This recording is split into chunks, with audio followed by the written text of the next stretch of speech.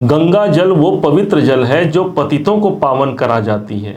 आज इसी गंगा जल को हम समझने वाले हैं कि वास्तव में गुरु का गंगा जल है क्या और क्या है इसका प्रभाव। जो हमने टाइटल में लिखा है, यहाँ पर लिखा हुआ है गुरु के गंगा जल का प्रभाव। ध्यान रखिएगा, गुरु के पास एक ऐसी दिव्यता होती है, एक ऐसी शक्ति होती है, जहाँ पर इनका प्रभाव होता है वो स्थान गंगा जल के समान पवित्रता रखती है। कौन सा है वो स्थान, इस बात को हम जानने वाले हैं। स्वयं देवाधिदेव महादेव की अखंड तपस्या के फलस्वरूप इस देव गुरु बृहस्पति को देव गुरु बनाया गया है। और यही देव गुरु बृहस्पति 1 मई सन 2024 से लेकर के 14 मई 2025 तक के ठीक आपके छठे भाव पर सुशोभित हो रहे होंगे। 2 नंबर की राशि पर हैं, जो कि धन की राशि है। कितना भी आप धन के आकांक्षी हों, बहुत अधिक यदि आपको धन की प्रचुरता चाहिए, बहुत बड़े धन को आप प्राप्त करना चाहते हैं, ये गोचर, ये ट्रांजिट देवगुरु बृहस्पति का वो धन निकाल करके आपको दिला सकता है। कैसे और क्या होगा, क्या उपाय किया जा सकता है, इन सभी बातों को चर्चा में लेते हुए इस वीडियो को हम आगे बढ़ाते हैं। सबसे पहले समझते हैं देवगुरु बृहस्पति जो आपके छठे भाव पर आए हैं। छठे भाव पर इनका आना ही आप ये समझिए ईश्वर की उनकी प्राप्ति आपको छठे भाव पर है। ईश्वर का पर्याय माना गया है देवगुरु बृहस्पति को। जन्म कुंडली में देवगुरु बृहस्पति को देख लीजिए कहाँ पर है, आपको पता चल जाएगा कि भाग्य की जागृति, ईश्वर की जागृति किस स्थान पर है। और आज के परिवेश में, आज के गोचर में यदि समझा जाए तो ये छठे भाव आपके नौकरी, आपके सेवा के भाव पर आए हुए हैं। इस समय पर यदि नौकरी से आप परेशान हैं, नौकरी संबंधी यदि कोई शुभ इवेंट चाहते हैं, ये देवगुरु बृहस्पति आपको दिला जाएंगे। छठे भाव पर इनका गोचर हुआ है। कोई रोग से ग्रसित है, कोई स्वास्थ्य संबंधित परेशानियां चल रही हैं, यहां पर उस स्वास्थ्य संबंधित परेशानियों से मुझे मुक्ति मिलती है। देवगुरु बृहस्पति स्वयं मुक्ति के कारक माने गए हैं।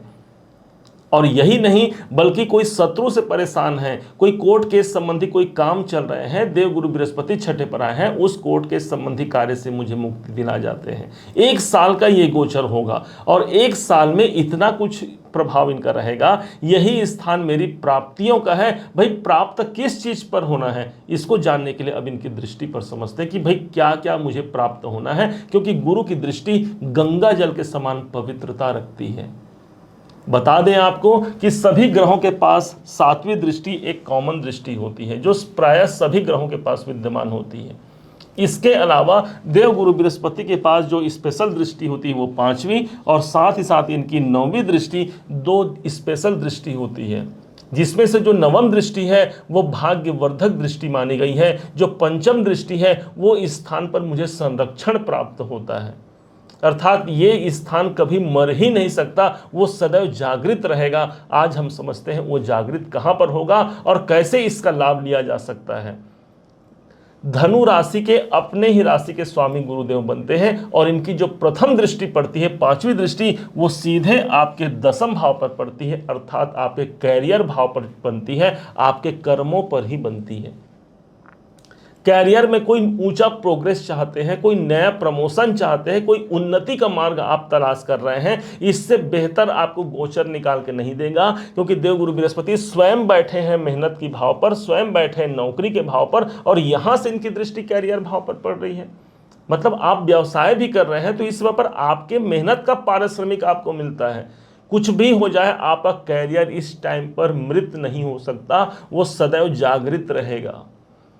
कोई नया नेम फेम चाहिए, कोई पोजीशन चाहिए, कुछ समाज में कुछ नया प्रतिष्ठा चाहिए, देवगुरु बृहस्पति की 5वीं दृष्टि 10वें भाव पर पड़ रही है। 10वें भाव अर्थात आपके कर्म में ही इस समय पर नई जागृति की अनुभूति आप कर सकते हैं।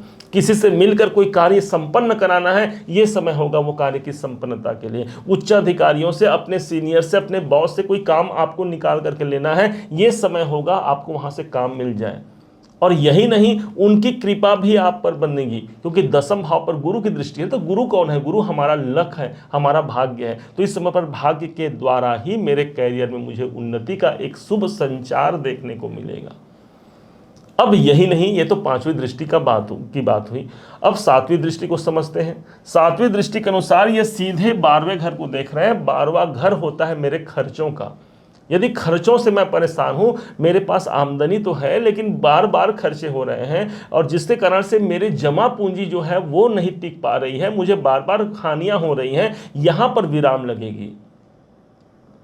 खर्चों और हानियों में विराम लगेगी। यदि चिकित्सालय संबंधी व्यय से आप परेशान हैं, कोई चिकित्सालय कोई आपके अपने कारण या किसी पारिवारिक जन के कारण बार बार चिकित्सालय संबंधी खर्च बने हुए हैं, यहां पर वो विराम दे जाते हैं। गुरु की दृष्टि 12वें घर पर पड़ रही है। स्वयं इस समय पर आध्यात्मिक साधना की ओर अग्रसित होंगे। 12वां घर मेरे ध्यान का होता है। आप स्वयं ध्यान मगन होंगे। आप इस समय पर मेडिटेशन इत्यादि कर सकते हैं। ईश्वर के प्रति आपकी आस्था प्रबल होती है। गुरु ही ईश्वर का पर्याय माना गया है। अब यही स्थान मेरे जीवन में चेंज का होता है, बदलाव का होता है। कोई बदलाव आप चाह रहे हैं तो हाँ, ये गोचर होगा जो बदलाव करेगा, चेंज करेगा लाइफ को। अब यही स्थान हो गया मेरे दान का। इस समय पर देखेंगे आपके अंदर वो भावना आएगी कि मैं कहीं पर दान दूं, किसी धार्मिक, भाई गुरु देवता धर्म के स्थान, मतलब धार्मिक ग्रह माने गए हैं, तो कोई धार्मिक आपके द्वारा दान होगा। कहीं मंदिर है, कहीं कुछ निर्माण हो रहा है, वहां पर आप दान करेंगे। किसी जरूरतमंद की आप सहायता करते हैं और इससे होगा क्या? इससे होगा आपका छठा भाव मजबूत होगा, अर्थात रोग, ऋण, कोई कर्जे बने हुए हैं उससे मुक्ति मिलेगा। आप दूसरों को दान दे रहे हैं, उससे प्रभाव, आपको शुभ प्रभाव मिलेगा। मायने नहीं रखता कि आप दान कितना दे रहे हैं, मायने ये रखता है 1 रुपए भी यदि आप दान करते हैं, कितनी निष्ठा है आपके अंदर, कितनी प्रबलता है, उस भाव को भगवान स्वीकार करते हैं। निर्मल मन जन सो मोहि पावा, मोहि कपट छल छिद्र न भावा। 1 रुपए का दान भी आपको सफल बना सकता है। यह है इसके 12वें घर की दृष्टि का प्रभाव। विदेशों में आप रहते हैं, विदेश संबंधी कोई काम करते हैं, आयात निर्यात संबंधी आपके काम है, कोई ऑनलाइन संबंधी आप काम करते हैं, ये आपको वहां पर से लाभ निकाल करके दिला जाते हैं। एक लाभ की नई जागृति को, नए इनकम को आपको निकाल करके दिला जाते हैं। अब हमने कहा था शुरुआत में ही, बड़े धन लाभ का अवसर चल रहा है। भाई बड़ा धन लाभ हुआ क्या? समझिए इसके नवम दृष्टि को, जो सबसे इंपॉर्टेंट होता है। 7, 8, 9, इनकी जो 9वीं दृष्टि पड़ रही है वो सीधे आपके धन भाव पर पड़ेगी। पैसों के भाव पर गुरु की दृष्टि है। एक तो धन भाव पर दृष्टि है और दूसरा ये स्वयं बैठे हैं प्राप्ति के स्थान पर। छठा भाव मेरी प्राप्तियों का होता है, अर्थात ये गोचर एक ऐसा गोचर है जहां पर मुझे धन प्राप्त होगा। दोनों को जोड़ दीजिए, आपको रिजल्ट निकल गया। ये स्थान मेरे धन लाभ का स्थान है, मेरे धन की प्राप्ति होगी। यदि धन से, पैसे से जुड़े हुए कोई भी दिक्कत है, ये गोचर मुझे उस दिक्कतों से बाहर निकालेगा। कहीं से पैसे प्राप्त होना है, डिले हो रहा है, विलंब हो रहा है, वो एक ऐसा संबंध बनेगा, वहां से धन की प्राप्ति होगी। कोई कहीं पर आपको लोन चाहिए तो छठे भाव पर देवगुरु बृहस्पति बैठे हैं, कोई अच्छे कार्यों पर आपको लोन दिला जाते हैं। और सबसे बड़ी बात तो ये हो गई कि उस लोन को आप चुका भी पाते हैं, क्योंकि देवगुरु बृहस्पति स्वयं भाग्य के जागरूकता का एक प्रतीक माना गया है। देवगुरु बृहस्पति को आर्थिक दृष्टिकोण से ये बहुत अच्छा गोचर होगा। जो नवम भाव, काल पुरुष की कुंडली देखिए, वहां पर जो नवम स्थान होता है वो भाग्य का स्थान होता है। गुरु की भाग्य की दृष्टि पड़ रही है, अर्थात यहां पर ईश्वर की कृपा मिल गई। आपके धन, आपके पैसे से जुड़े हुए कोई कामना है वो पूर्ण होगी। अब यही स्थान मेरे कुटुंब का होगा, मेरे परिवार का हो गया। कुटुंब के लिए कोई बेहतर करना है, उनके लिए कोई बेहतर मुझे प्रयास करना है, ये आप कर पाते हैं और उनको सफलता भी प्राप्त होती है। किसी मांगलिक कार्य को पूर्ण कराना, किसी बच्चे का जन्म होना, कोई विवाह कराना, कोई उत्सव कराना, कोई पूजा पाठ संबंधी कोई अनुष्ठान इत्यादि होना, ये सब संपन्न होता है देवगुरु बृहस्पति जब इनकी दृष्टि पड़ती है ठीक दूसरे भाव पर। इससे ही बड़ी एक बात होती है, यही स्थान मेरे बोल चाल का है, मेरी वाणी का है। देवगुरु बृहस्पति के पास वो ओज है, वो ज्ञान है, अर्थात इस समय पर आपके ज्ञान की वृद्धि होगी। आपके अंदर वो, आपकी वाणी में ही वो ज्ञान दिखेगा। लोग आपका रेस्पेक्ट करेंगे। यदि आपका काम ही बोलचाल से संबंधित है तो उस समय पर भी आपको अधिक सफलता प्राप्त होगा। गुरु की दृष्टि पड़ रही है, अर्थात बोलचाल में सफलताएं प्राप्त होती हैं। आपकी वाणी मधुर होगी। जो बच्चे हैं या कोई भी संगीत के सेक्टर में यदि काम कर रहे हैं तो संगीत के क्षेत्र में उन्हें सफलता मिलती है। यदि आप बैंकर हैं, बैंक संबंधी कोई काम नहीं बन पा रहे हैं तो यहां पर सफलता मिलती है। कुल मिलाकर के ये जो गुरु का गोचर है वो बहुत बड़े आर्थिक लक्ष्य तक आपको पहुंचा सकता है। समझना है हमें, हम उसको कैसे यूज कर सकते हैं। कोई भी गोचर, इसके पहले भी जो गोचर था मेष पर जब देवगुरु बृहस्पति थे, भाई आपके तो त्रिकोण पर थे, पंचम पर थे, लेकिन उसके बाद भी क्या कुछ आपको प्राप्त हुआ? बहुतों ने इसका लाभ लिया और बहुतों को लाभ प्राप्त नहीं भी हुआ। लेकिन अब देवगुरु बृहस्पति कम से कम धन भाव पर है, तो धन से जुड़े हुए कोई मामले हैं उसको दूर करेंगे, यदि धन से जुड़े हुए कोई परेशानी है उससे मुक्त कराएंगे। अब गुरु जब बैठते हैं 2 नंबर की राशि पर, एक धन की राशि है, आर्थिक परिपूर्णता को यहां पर घटित जरूर करा जाते हैं। कैसे इसका लाभ लिया जाए? अब भाई धनु राशि के तो अपने ही राशि के स्वामी है ना, तो साक्षात गुरु का पर्याय, जैसे कि सूर्य का पर्याय, सूर्य का रूप माना गया है पिता को, है ना, उसी प्रकार से देवगुरु बृहस्पति होते हैं ब्राह्मणों में।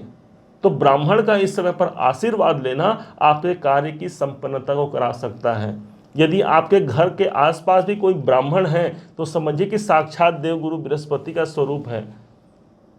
अब हाँ, ये जरूरी है कि उनके अंदर वो सत्कर्म भी होने चाहिए ब्राह्मण वाले, और जब ऐसे ब्राह्मणों का आप आदर करते हैं, सम्मान करते हैं, और वैसे भी शास्त्र कहता है पूजहि विप्र गुणशीलहीना, यदि किसी ब्राह्मण में गुणशील धर्म नहीं भी है तो भी वो पूजनीय है, क्योंकि पूर्व जन्म में उसने बहुत पुण्य कर्म किए थे जो भगवान ने उन्हें ब्राह्मण का जन्म दिया है।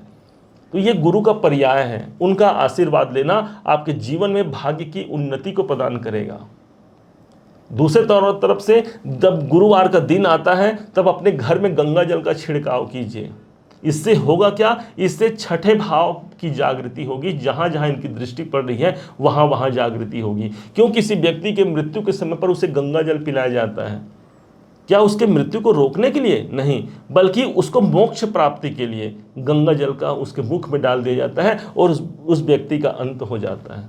कहने का मतलब है कि कुछ भी यदि प्रॉब्लम है, उस प्रॉब्लम से मुझे मुक्त कराने में ये गंगा जल वो पवित्रता रखती है, और जो आपके छठे भाव में आ करके बहुत कुछ कार्य आपके संपन्न करा जाती है। उम्मीद है आप सबने इसे समझा है, आप सबने इसे जाना है। यदि आपने इसे समझा है, जाना है, मेरे समझाने का प्रयास यदि आपको सार्थक लगा हो, मेरे समझाने का तरीका यदि आपको सार्थक लगा हो, तो हर बार की भांति इस बार भी अपना प्यार भरा लाइक और कमेंट करना कभी मत भूलिएगा। बहुत मोटिवेशन मिलता है हमें कि हमने अच्छा कार्य किया है और धनु राशि ने उसे सराहा है। और हाँ, यदि अभी तक आपने चैनल को सब्सक्राइब नहीं किया है, सब्सक्राइब जरूर कीजिएगा, इस वीडियो को शेयर जरूर कीजिएगा। पुनः एक बार फिर आप सभी का दिवस बहुत मंगलमय हो, इन्हीं शुभकामनाओं के साथ। जय श्री राम।